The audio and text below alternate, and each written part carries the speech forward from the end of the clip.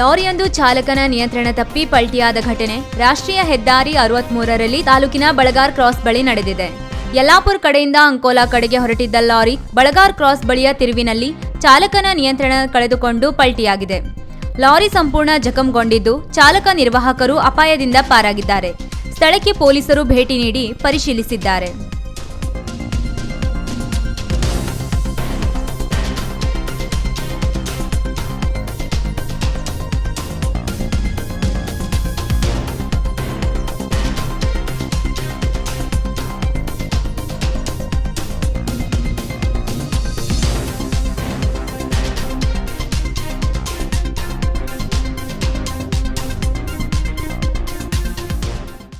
ವೀಕ್ಷಕ ಮಹಾಪ್ರಭುಗಳೇ, ನಮ್ಮ ಚಾನಲ್ ಅನ್ನು ಸಬ್ಸ್ಕ್ರೈಬ್ ಮಾಡಿ, ಶೇರ್ ಮಾಡಿ, ಪ್ರೋತ್ಸಾಹಿಸಿ.